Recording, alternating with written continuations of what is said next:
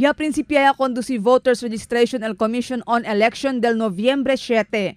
Según con el Election Officer del Distrito 2, Attorney Lerdo Matildo, ay conduci sila voters registration hasta na Abril 28, año 2017.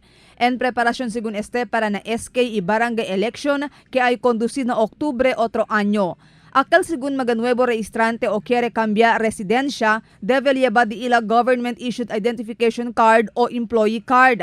Akal tiene cosa quiere corregir na di ila nombre, debe llevar di ila certificado de nacimiento. Akal también tiene intención de cambiar con di ila status desde single para na married, debe llevar con di ila certificado de casamiento. Y aquellos quien quiere cambiar con di ila status desde married para na single, debe llevar con di ila documento de separación. Yan start kami no last November 7, last Monday yan start kita. Kabarman NCL April 29, 2017 to give way for the preparations for the barangay and SK elections on October 23, 2017. Pero según con Matildo, este megatiempo, bien menos pa el quien anda na di ila oficina para registrar. Ya acostumbra según el magagente anda registra na di ila oficina, si apikia termina el registrasyon. So far no, baho lang, poko lang el taman-taman register, tan-apply registration, transfer or correction. Pagkatakal ta subi akal di atun tan expect numbers. So araw, chanabas un dia, chana around mga 70, chanabas 50, chanabas taliga 100. Mientras tanto, ta-informa también si Matildo na publiko kaya hindi sila todo el día ta conducir registrasyon na di ila oficina este megatiempo. Siendo tiene día, ta anda sila na magabaryo para conducir con el satellite registration.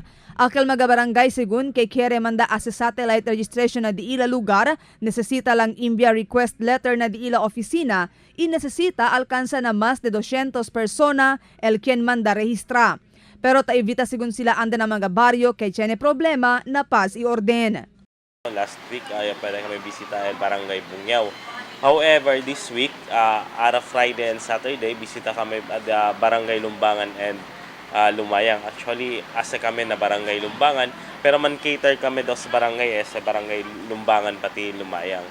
Ara tamen akel November 21 and 22, bisita taman kami barangay Gisaw. Actually, pwede sa man extend hasta 23. Kabar November 25 and 26, bisita kami barangay Lanzones. And November 28 and 29, bisita kami barangay Dulyan.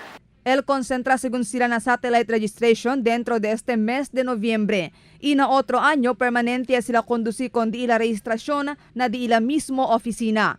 Ta-antisipa según sila que hindi mas mandalasukan el magaregistrante na di ila oficina na maga-ultimo días del registrasyon por causa con el satellite registration. Marifita Mayo, Dateline Zamboanga.